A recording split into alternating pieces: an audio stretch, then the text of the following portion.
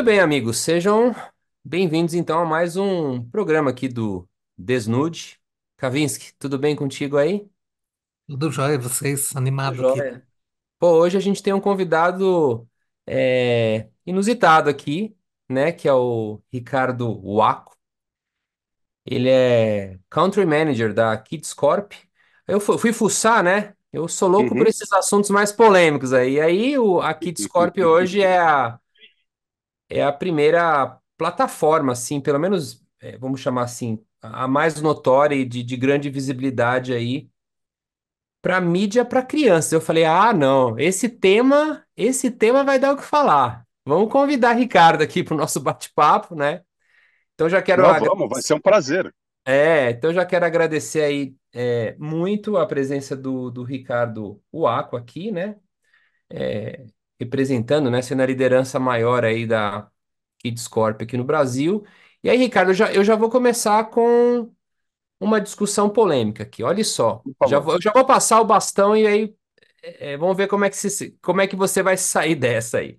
A gente vamos tem, nessa. ó, a gente tem discutido de forma intensiva, né? E eu acho até com um certo fervor no mercado todos os malefícios e, vamos chamar assim, danos, muitos deles, né? Danos irreversíveis aí que as redes sociais, né, vêm trazendo para crianças e adolescentes. Grande parte desses malefícios, eles acabaram sendo, chamar assim, exponencializados por causa dos influenciadores digitais, né? A gente poderia ter um programa aqui só para falar de influenciadores, mas não é o caso, até porque a gente está aqui para aprender contigo um pouco, tá? Então, o que acontece? Além da falta de uma regulamentação mais rígida dentro do setor, e obviamente a gente percebe que essa falta de regulamentação faz com que pais e mães sejam responsáveis ali, né? No final das contas, pelo monitoramento e pelo filtro, transforma, vamos chamar assim, a pauta de trabalhar com crianças e jovens uma pauta mais sensível. De qualquer forma, a gente sabe que o cenário, por exemplo, das redes sociais, até mesmo dos influencers, é um cenário, vamos chamar assim, irreversível. E aí eu te pergunto, como owner, como líder, né, de uma plataforma de marketing com foco em crianças, cara, Uhum. é, o que seria para vocês da Kids Corp um conteúdo, por exemplo, de qualidade para crianças e jovens? Assim, se a gente está falando de um cenário tão conturbado, né? Putz, tem um limite ético? Tem, por exemplo, uma legislação que poderia mitigar, proibir ou filtrar, por exemplo, toda essa parafernália de situações que a gente vive hoje? Então, acho que para ensejar o seu onboarding aqui, né, para te dar boas-vindas, eu acho que eu queria que você comentasse um pouco isso por ser expert, né, dentro desse setor. Se o que você considera, por exemplo, um conteúdo adequado, e dentro desses Uhum. conteúdos, existe alguma coisa que nós, aqui eu vou me colocar na figura de pai Kavinsky também, né? Existe alguma coisa do ponto de vista legislativo e ético que a gente poderia usufruir como pais para a gente conseguir sair desse enrosco? Aí eu passo a bola para você, seja bem-vindo. Obrigado, antes de mais nada, bom dia, obrigado pelo convite, pelo espaço para a gente poder conversar. É um assunto que é apaixonante, é um assunto que eu já trabalho, né, na área com marketing infantil há mais de 20 anos, passando por empresas com produtos relacionados ao mercado infantil, né? E eu posso dizer para você que toda essa discussão, ou toda essa dificuldade hoje que a gente enfrenta, né, e a gente tem visto, acho que não existe uma componente só. Na verdade, acho que existem várias informações ou vários dados que a gente precisa levar em consideração para formar um pensamento, para ter um julgamento, ter algum tipo de julgamento a respeito. Então, se você me permite, assim, rapidamente fazendo um resumo, né, a gente tem que lembrar o papel hoje das crianças, né? Diferente, talvez, e não vou chamar você de velho ou, né, ou antigo, mas nós vivemos numa época, ou nós nascemos numa época onde, com certeza, o papel da criança era totalmente do que é diferente de hoje, né? A gente tinha, sim, as nossas vontades, sim, nós éramos expostos à propaganda, e muitos de nós ouvimos o na volta a gente compra, não, não, não, agora não vamos ter, agora não vou comprar, e tudo bem, isso fez parte da nossa educação, né? Esse é um primeiro ponto. Segundo ponto é a oferta também de mídia, a oferta de conteúdo que existia na nossa infância versus a que existe hoje, né? A gente viveu numa época onde basicamente os principais meios de comunicação eram TV aberta, TV a cabo, começou também, talvez no final, na nossa adolescência, rádio, TV, cinema e jornais. Hoje não, a quantidade de informação e a quantidade de conteúdo disponível é brutal, é um negócio surreal, né? Esse é um segundo ponto. O terceiro ponto que a gente precisa levar em consideração é que essas crianças hoje consomem propaganda, ou o que é dito, colocado como propaganda, como entrega de conteúdo também, né? Não existe o hard sell, compre, lançou, chegou. Cada vez menos tem aparecido nas campanhas voltadas para esse target e muito mais propagandas ou estratégias de entrega de conteúdo e de engajamento aonde a criança, além, obviamente, dela ser exposta a produtos e serviços, ela também aprende, ela também recebe conteúdo, né, informação através dessas plataformas. Pois bem, estou falando tudo isso para dizer que, né, a gente também tem no Brasil uma preocupação ou um direcionamento que normalmente é, olha, não existe uma regulamentação clara, então a gente precisa criar uma lei, né? A gente precisa criar algum tipo de mecanismo de controle. Só que se a gente parar e observar, hoje a gente já tem um mercado publicitário que é altamente controlado, regulamentado e fiscalizado pelo CONAR. Então, o CONAR possui um manual de boas práticas, possui as suas regras de conduta, que incluem também a forma com que se conversa com crianças, entendendo que crianças e adolescentes são um público, não vou colocar mais frágil, mas que precisa ser tratado com mais cuidado no que se toca a informar e levar a informação de um produto ou de compra de um produto ou de um serviço. Esse é o primeiro ponto. A gente tem uma legislação super forte quando a gente fala de Estatuto da Criança e do Adolescente, que também cobre a forma como deve se falar com crianças e adolescentes ou se tratar crianças e adolescentes. E, por fim, que eu acho que para mim a lei talvez que consiga englobar até melhor tudo isso, é o Código de Defesa do Consumidor, que também engloba a forma de nós nos comunicarmos com crianças e adolescentes. Então, tudo isso se aplica ao mundo online também. Quando a gente fala de influenciadores, quando a gente fala dos youtubers, dos canais, todos eles também estão sob o controle, estão sob o jugo dessas legislações que existem. Então, hoje seria super tranquilo, né, a gente fazer uso dessa legislação para dizer o que é correto, o que pode, o que não pode, até que ponto uma criança ou um adolescente pode ser um youtuber ou não, né? Tudo isso está previsto nessas legislações. Então, o que eu acho que falta realmente, que a gente precisa é ajudar o mercado a entender a importância de, primeiro, se manter a comunicação mercadológica. Quando a gente também não tem esse entendimento que eu acabei de colocar para vocês, a gente tende a acreditar que o correto ou o mais certo seria proibir, né? Ah, então não vamos fazer. Ah, então não pode. Seria muito danoso. A gente vai falar um pouquinho mais para frente, tenho certeza disso. Então antes de mais nada, é mostrar para o mercado, para todos os stakeholders, para todos os que participam desse mercado, que existe sim legislação por trás, existe sim regra, existe sim conduta adequada para se levar esse tipo de conteúdo para a criança. E sem dúvida, o papel dos pais também é fundamental e continua sendo fundamental para ditar os limites, né, dentro da sua casa, dentro da sua família, daquilo que a criança ou adolescente pode ou não pode. Então, é um jogo de vários participantes, não é de um só. E acho que é isso que está faltando, é que a gente entenda que são várias entidades, que são vários stakeholders que têm que contribuir para que isso aconteça de forma efetiva. Entendi. Ô, Cavin, você tem um adolescente em casa ou é uma menina? Eu me lembro, né? Recentemente aí. Tem uma Se for... adolescente e um pré-adolescente. Eita, nós, então você tá na guerra, cara. Porque aqui em casa, por exemplo, pra eu. Olha, é difícil, viu? Às vezes eu saio correndo, eu falo, meu, mas o que você tá escutando nesse negócio? Não, eu tô no YouTube Kids. Eu falei, meu, mas surgia um treco do nada aqui, né? Você passa pelo mesmo. Ó, eu tenho duas curiosidades contigo, Cavins. Primeiro, porque realmente você tá mais. A sua vida é mais tensa que a minha, ultimamente, quando se trata de relação, mídias sociais, né? Ou mídia com crianças, né? Você tá com um pré-adolescente ou um adolescente.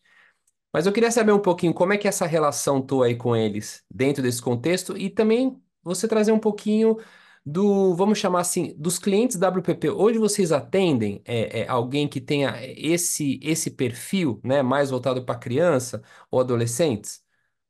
Vamos lá, vamos começar pelo começo aí. Eu fiz uma coisa que surpreendentemente funcionou com os meus filhos quando eles eram crianças ainda. A gente nem morava aqui. Que foi, especialmente o meu filho, ele era muito, ficava muito entusiasmado quando ele via alguma propaganda enquanto ele estava vendo um filme do YouTube, por exemplo, né? E aparecia lá um comercial de brinquedo, alguma coisa do gênero, isso quando a gente morava nos Estados Unidos, tá? E eu fiz uma experiência que deu certo, isso foi surpreendente de fato, que foi mostrar para ele, e daí juntei minha filha junto, né, que aquilo lá era uma interrupção do conteúdo que ele estava vendo. Não era uma, né, uma coisa benigna, mas maligna para ele. Desculpa que estou, né, colocando as coisas. E comecei a chamar aquilo de chataganda, né, que era uma coisa chata no meio de um conteúdo que eles queriam consumir.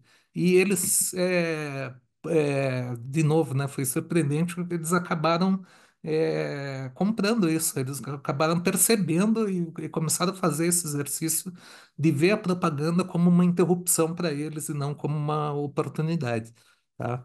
Então foi assim que trabalhamos com eles e até hoje eles são, não sei se criei pequenos monstrinhos, mas publicidade para eles é uma coisa que eles têm uma certa indiferença, né? Isso já faz alguns anos já.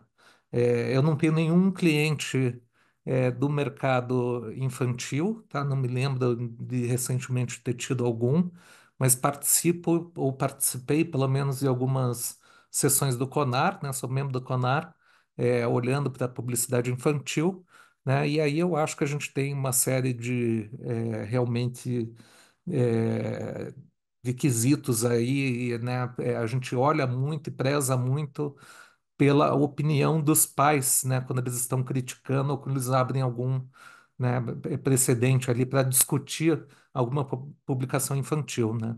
Conar, nesse sentido, tem gente muito boa, muito bem preparada, né, para lidar com essas questões, tá? Acho que nesse sentido, tá, na parte de autorregulamentação, eu acho que o Brasil é muito bem preparado, tá? Não, tem um caso engraçado aqui em casa, o Ricardo e Cavinci, que uma vez é assim, minha filha tem 10. E com 8 anos, ela já começou a ter né, já começou a ter uma memória cognitiva e ela sabia que eu trabalhava com algo que era relacionado à propaganda também, né? E aí eu me lembro, teve uma coisa ótima, que ela me chamou no quarto para brigar comigo. Ela estava vendo, acho que era aquela menina que faz artesanato, a Estefânia, né? E aí no meio da explicação da Estefânia, acho que ela estava fazendo um bonequinho de cera, algo assim, entrou um pre-roll ali, ou pelo menos entrou um vídeo, né? Aquelas coisas que entram depois de vídeos de 1 minuto ali dentro do YouTube, né? Rapaz, ela me chamou no quarto pra brigar comigo. Aí eu falei, que foi? Fala, pá, você fica colocando essas coisas aí no meio do meu vídeo. Aí ela falou assim, não é você que faz isso? Eu falei, não, eu faço, né? Mas particularmente esse deve ter sido algum amigo meu. Eu vou conversar com ele, não vai acontecer mais, né? Aí eu fui lá e coloquei YouTube Premium, né? Mas, ó, eu vou aproveitar esse gancho aqui que eu tô falando da minha filha, porque, né, eu não sei se é uma felicidade ou uma infelicidade, minha filha, obviamente, né, muito influenciada por essa grande onda de influencers, né? A minha filha decidiu ser atriz, artista Uhum. de teatro musical. A gente vive uma situação hoje que é bem semelhante, né? No passado, vocês vão lembrar que todo menino queria ser jogador de futebol. Então, assim, o que você quer fazer da vida? Eu quero ser jogador de futebol, né? Hoje a gente tem uma situação muito online que todo mundo quer ser, né? A criançada quer ser YouTube. YouTuber e influencer digital. Exatamente. Exato, Aí eu tenho uma curiosidade, aproveitando que o Ricardo tá aqui, né? Putz, influência, é o momento Britney Spears agora, né? Pô, influencer mirim, né? São os pais os responsáveis, obviamente, pela carreira, né? Mas depois de, né, teve esses escândalos recentes aí, né? Inclusive um caso brasileiro, não me lembro o nome da atriz, depois vocês podem me recordar aqui, né? Mas, Ricardo, já na hora que você fecha uma parceria ou você está trabalhando ali, eventualmente com um ator mirim ou com uma atriz mirim, né? Um influenciador mirim, seja qual for o projeto, a gente tem né, depois de todos esses problemas recentes, a gente já tem algum tipo de contrato, regulamentação que deixa claro até onde pode ir o controle dos pais, como é que é feito o pagamento disso, né? Tem alguma situação dessa? E eu queria aproveitar, se você pudesse comentar com a gente aqui, qual que é o tipo, por exemplo, de remuneração que gira em torno desses influenciadores e desses atores e atrizes mirins, né? Então são duas perguntas aqui, porque obviamente a minha filha vai fazer a mesma pergunta para mim algum dia, né? Pai, eu quero ser agenciado, eu quero ser isso, assim por diante, né? Então, eu queria entender se existe realmente alguma situação já com uma certa organização para evitar, por exemplo, casos como a menina lá, a Maria Manuela, né? Ou até mesmo a Britney Spears, que eu tô pegando aqui um caso notório global, né? Vamos lá, então, Alex, como eu havia comentado no meu primeiro comentário da nossa conversa aqui, hoje o Estatuto da Criança e do Adolescente já prevê a proibição do trabalho infantil abaixo de 14 anos de idade, ou, se eu não me engano, existem regras muito claras quanto a trabalho e presença na escola desses adolescentes, né, ou seja, a necessidade de que eles continuem na escola e cumpram seus deveres de aprendizagem, né, formal dentro da escola. Então, de alguma forma, hoje, de novo, não existe uma legislação específica, é verdade, você está correto. Mas já existem mecanismos, sim, para se controlar isso e para se ter certeza de que isso deve ser cumprido. E eu trago aqui alguns exemplos, eventualmente, de campanhas que eu fiz na época que eu estava em empresas de brinquedo. Eu trabalhei em duas multinacionais de brinquedo que atuam no Brasil. E para contratação de casting infantil, existia assim a norma ou a regra de que, olha, eles precisam entregar um comprovante de presença escolar, né? Não se contrata ninguém que não tenha presença escolar, ou seja, tudo isso visando minimizar ou mitigar esse tipo de, não vou dizer exploração, mas talvez de superexposição da criança versus a necessidade dela se manter dentro da escola.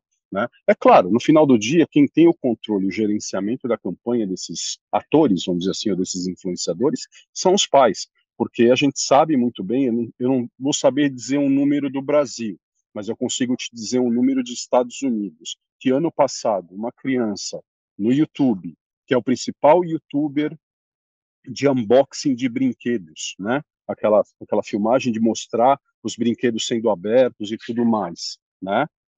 Ela ganhou mais de 12 milhões de dólares, né? Então, assim, é um mercado de gente grande, apesar de ser um mercado que as crianças atuam e as crianças são as protagonistas, mas as remunerações são remunerações de gente grande. O que, de novo, a gente precisa ter certeza e fazer valer Estatuto da Criança e do Adolescente, Código de Defesa do Consumidor, Código do CONAR, para garantir que todas as regras e todo o direcionamento de comunicação mercadológica para esse público se cumpra. Isso se aplica também aos YouTubers. Tá? Rapaz, ganha dinheiro para abrir caixa, hein? Ô, Cavin, se eu soubesse disso, cara, eu não tinha feito mestrado, pós-graduação, só para abrir caixa, mano. E a Ah, gente entende agora por que, que as crianças e adolescentes falam, eu quero ser youtuber, né? Meu mas Porque Deus. será que não tem? teoricamente, né? Eu fico me perguntando aí nesse mercado de influenciadores e para onde estamos indo, se não tem uma criança ganhando 12 milhões e 12 milhões de crianças não ganhando nada tentando fazer unboxing. Minha filha é um caso, que ela, todo presente que ela ganha agora quer fazer um unboxing, eu gravo. Depois eu tenho que deletar, né? Porque é um monte de dado inútil ali, mas é impressionante, né? Ganhou um presente agora, tem que fazer um mise-en-scène de unboxing. Ai, meu. Ricardo, olha só, eu vi Claro. o. Agora eu queria dicas, vamos chamar, dicas práticas para quem estiver escutando a gente. Acredito que grande parte da nossa audiência ou está dentro de uma agência ou está dentro de uma liderança de marketing, né? Uhum. eu fiz a minha lição de casa até para explorar mais, né, toda a parte de Kids Corp. E aí eu acho que eu queria entender, e a gente comentou um pouquinho isso aqui há pouco, né? Qual hoje é o formato que tem mais engajamento do ponto de vista de conversão? Quando a gente vai falar, por exemplo, com crianças e pré-adolescentes, na hora que uma empresa chega para você e fala assim, eu preciso converter. Eu imagino que o funil ele é bem complicado, né? Porque ele passa pela criança, vai pelos, depois eu acho que ele vai para os pais, né? Então você tem uma quebra dentro dessa jornada, né? Exato, É, exato. e aí eu queria primeiro que você falasse, ó, para vocês aí que estão escutando a gente, né? Para quem estiver trabalhando com crianças e pré-adolescentes, dentro, inclusive, dessa discussão ética e de conteúdo de qualidade, o the best of, o melhor tipo de situação, falando de marketing, publicidade é essa, porque, e aí você fala um pouquinho pra gente. Aí eu quero a opinião dos dois aqui, do Kavinsky e sua, Ricardo, sobre o metaverso. Porque, para Uhum. mim, eu vou ser bem claro, para mim o metaverso flopou de um jeito tipo uau, né? Hoje ninguém mais fala de metaverso, né? Tem gente até que faz piada. Eu falei que esse negócio era o Second Life, aquela coisa toda. E para apimentar o coitado do metaverso, né? E obviamente aqui a minha visão é bem mercado, talvez mainstream, né? A gente tem o canhão todo apontado para inteligência artificial e, tipo, não Uhum. existe mais nada no planeta, né? Ninguém mais fala de mídia programática, ninguém mais fala de data-driven, ninguém mais fala que data is the new oil, né? Ninguém mais fala de metaverso, acabou, it's over. A gente esqueceu algo que a gente não conseguiu nem aprender, essa é a real, né? A gente nem conseguiu Exato. aprender algumas coisas e agora já tem a inteligência artificial aí e acabou a história, né? Desde o palestrante da escolinha de bairro até os grandes summits, só se fala disso. Então eu queria um pouquinho, primeiro, né? Eu acho que essa pergunta é direta para você. Falar um pouquinho sobre, tá, e aí? Dentro de todas essas complicações e a necessidade das pessoas terem que fazer negócios com crianças e pré-adolescentes, qual é o conteúdo e formato mais legal? E depois eu vou passar a bola para Kavinsky, depois para você. Eu quero saber se vocês acham realmente que o metaverso flopou, porque uma parte dos conteúdos que tem hoje na Kids Corp e em outras plataformas também Uhum.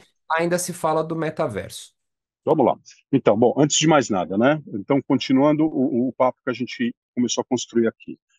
Crianças são responsáveis hoje por grande parte da decisão de compra, seja de produtos para elas ou de produtos para casa. Então, por exemplo, a gente tem, por dados de pesquisa, e esse é um ponto importante que eu vou mencionar daqui a 2 segundos, que existem categorias que não necessariamente estão ligadas à criança, como, por exemplo, pacotes de viagem. Quase 75% de toda a decisão de compra passa pela criança. Então, assim, carro, casa, várias coisas. A criança, se ela não é a decisora, ela influencia demais a decisão de compra. Então, até utilizando o comentário do Kavinsky que eu não possuo, eu não tenho clientes do mercado infantil. É verdade. Acredito que não são todas as agências que têm esse tipo de cliente, mas eu tenho certeza que muitos dos clientes que ele tem, as categorias, as crianças têm um papel fundamental na decisão de compra. Então, aí já é um primeiro ponto da importância de se falar com crianças, tá? Qual a maneira correta? É encontrar a criança onde ela está, né? A gente ainda tem uma tendência no mercado de acreditar que os grandes meios, né, as grandes plataformas são os grandes meios, na verdade, são os principais caminhos. O que não é verdade. Analisando também o comportamento das crianças, a gente sabe que hoje, principalmente, YouTube é a principal plataforma de consumo de vídeo, de conteúdo dessas crianças. Então, e não é YouTube Kids, é YouTube. YouTube Kids tem uma característica de ser muito focado para crianças até 5 anos de idade. A partir dos 5 anos de idade, o consumo cai drasticamente. Então, é YouTube que eu estou falando. E, por fim, que o YouTube ou essas plataformas não estão preparadas para entender esse público. Então, a gente tem uma série de limitações pela LGDP, que a gente não pode ter identificação individual desses consumidores, a gente não pode traquear esses consumidores, a gente não pode fazer remarketing, nada disso. Então, a gente entende todo esse público através de pesquisas que a gente roda o ano inteiro. Então, com esses dados, a gente sabe exatamente qual é o tipo de consumo, qual é o tipo de conteúdo que esse público consome, seja em plataformas como YouTube, como aplicativos de celulares, para fazer toda a programática de entrega de conteúdo dos nossos clientes. Então, de uma maneira menos intrusiva possível, sem dúvida nenhuma, estou totalmente alinhado com você, Alex, ainda mais é um público muito sensível a isso, mas a gente conseguir construir conteúdos, conseguir construir estratégias que sejam menos invasivas, conversem com as crianças aonde elas estão, né? Exatamente, com isso a gente consiga rentabilizar e otimizar a verba dos nossos clientes. Então, eu diria para você que hoje o grande cenário, o grande palco de comunicação para esse público infanto-juvenil no Brasil é YouTube. Não tenho dúvida nenhuma E, quanto a e isso, tá? dentro do YouTube, só pegando inclusive um pouco da sua fala anterior, a gente está falando de um processo quase de inbound, onde nós temos um caráter educacional, de ensinar algo, de trazer uma informação que tenha um contexto, estamos chamando aqui, né, usando a palavra educacional, ao invés, por exemplo, dos publis antigos que nós tínhamos Exato, no offline, né, mais clássico, né? Então ali você está manuseando, né, aquele produto ou aquele brinquedo ou aquela situação, mostrando a efetividade ali, o benefício que aquela exato, marca tem, né? Seria um pouco isso, exato. trazendo aqui, tentando fazer um depara um pouco acadêmico, né? Quase como um processo de geração de conteúdo educativo via inbound ali. Exato, e não ser necessariamente só educativo, mas conteúdo de forma geral, informação. Porque hoje, de novo, essas crianças e adolescentes têm inúmeras plataformas que elas consomem ao mesmo tempo, né, para receber esse tipo de informação. E é muito fácil, a gente sabe a facilidade hoje que qualquer pessoa, qualquer marca tem para entrar e começar a produzir esses anúncios, vamos colocar assim. Então, para você ganhar relevância também, para você se fazer notado por esse público, você precisa entregar algo mais. E hoje a palavra da vez, sem dúvida nenhuma, é conteúdo. Então, todo mundo hoje se preocupa muito em entregar algo de qualidade muito mais acima do que simplesmente compra, conheça, né, e veja o lançamento. Isso é quase que consequência. Eu entrego isso sobre camadas de conhecimento, camadas de engajamento, para que no fim, olha que legal, e essa é a marca que me traz isso. Então, é como as coisas têm funcionado, vamos dizer assim, o melhor exemplo de bons conteúdos, de boas estratégias nesse meio. E, Muito. para terminar, falando de metaverso, eu também estou totalmente alinhado com você. A gente tem empresas, inclusive, super conhecidas, que trocaram de nome por isso, né? Não, o Exato. metaverso é a bola da vez, mas a grande verdade é que acho que nenhuma delas entendeu como entregar isso de uma maneira adequada para o seu target. Que, para o público infantil, é diferente. Por que é diferente? A gente não pode esquecer que metaverso nada mais é do que você conseguir transportar a sua presença para um universo online, né, com um avatar. Vamos colocar mais ou menos dessa forma. E que para criança e adolescente isso se traduz em jogos.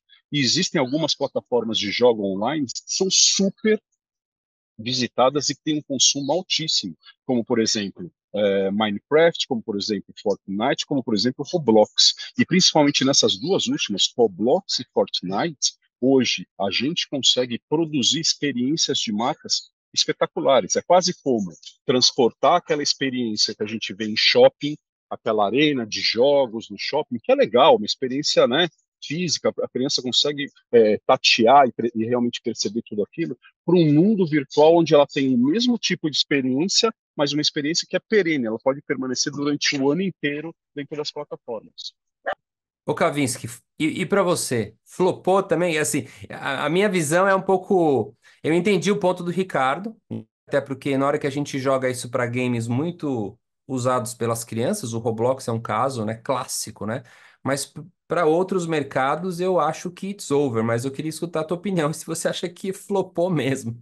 Vamos lá, eu tenho duas definições de metaverso. Uma delas seria, né, usar um capacete de fato e entrar num outro universo, tá? E a outra é um universo paralelo, como seria o Roblox, Minecraft, né, e Fortnite, como o Ricardo colocou, tá? O do capacete, eu acho que a gente vai levar alguns anos para voltar a isso de alguma maneira diferente, tá? Não acho que flopou eternamente. Alguma hora, alguma coisa vai servir.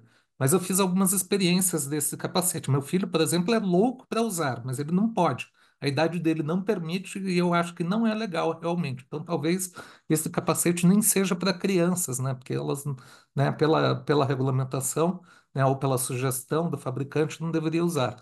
Mas dentro dos outros ambientes, sim.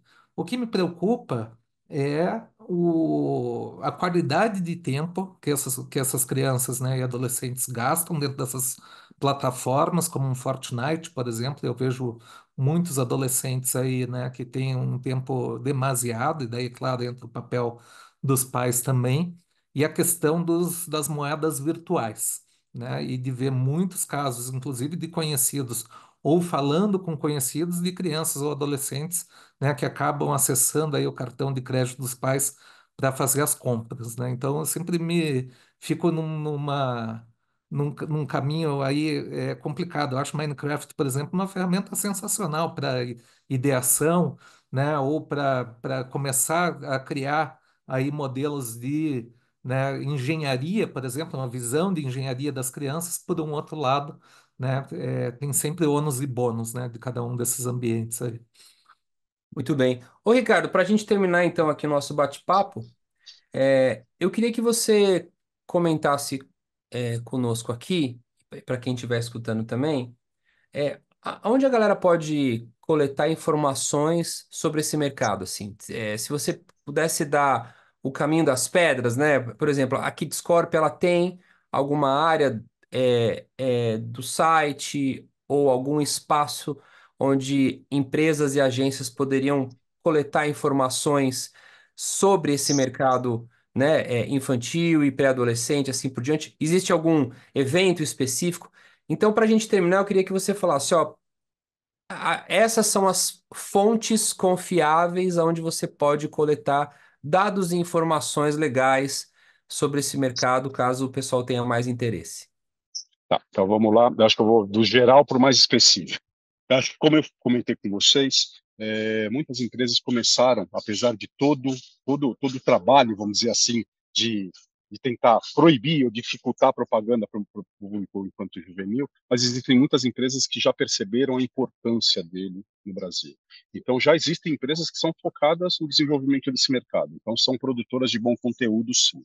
Tá? Então, vale a pena eventualmente pesquisar, pesquisa infantil, existem gente legal no mercado. No nosso caso específico, a gente entende que nós, além, obviamente, de fornecermos os serviços e produtos que nós fornecemos, nós temos um papel também de ajudar a tornar a internet mais segura, a tornar o ambiente digital mais seguro para esse público no Brasil. E o que isso quer dizer? A gente tem uma plataforma de dados hoje que se chama Ask Kids, que anualmente a gente conversa com mais de 13 mil crianças e adolescentes no Brasil e com 3 mil famílias. Então, são dados super robustos, já uma base de dados de mais de 4 anos de dados já impactado, onde a gente mapeia hábitos, atitudes, desejos, forma de entender o mundo online, todo tipo de relação relacionada é ótimo, né? Mas de relação a esse universo de consumo de marcas e serviços, a gente tem isso mapeado. Então, a gente tem o maior prazer, o maior desejo do mundo de poder conversar com o maior número de empresas e agências para colocar isso à disposição. A gente tem uma capacidade super grande, porque a gente tem uma área de dados e insights internalizada, é nossa, para produzir estudos, reportes desses dados todos que nós já possuímos. E, claro, a gente tentar ajudar e tentar direcionar as empresas a entender a melhor forma de fazer isso acontecer, né? Então, a gente tem o maior prazer do mundo, pelo nosso site estão os nossos contatos, nenhuma, mas que, por favor, então fiquem super à vontade para entrar em contato comigo, com o nosso time aqui no Brasil. A gente tem uma equipe aqui no Brasil, a empresa ela é uma empresa argentina, mas ela tem escritório aqui no Brasil, para fazer realmente esse entendimento e essa ampliação de conhecimento do mercado infantil acontecer. Pô, muito obrigado aí. Pô, Kavinsky, show, né? Quero agradecer também Mônica, que conseguiu aqui trazer Ricardo, o Aco para essa conversa aí, né? Eu fui leve hoje, hein, Mônica? Eu fui Foi. tranquilinha, né? Falei, pô, mas é que ele falou, né? É uma situação sensível, né? Mas foi legal. O tema, só a sua pergunta inicial já beija na boca, chacoalha, dá um tapa na cara, depois faz um afago. Então, Não tem problema né? nenhum, porque, de novo, a gente está falando de um público super importante, né, que todas as empresas têm que ter. sim, Uhum. dentro da sua análise, seja como público principal, como influenciador, e que, no fundo, hoje está imerso numa nova realidade de consumo de produtos, serviços e de conteúdo que a gente tem que levar em consideração. E hoje a gente quer muito se posicionar como alguém que pode ajudar nesse entendimento, porque com informação, com um trabalho ético correto dentro da legislação, a gente sabe que isso é possível. Pois bem. Crianças, aproveitando então aqui, muito obrigado e a gente se vê aí no próximo programa, tá bom? Muito obrigado mesmo. Tchau, tchau. Obrigado, grande abraço.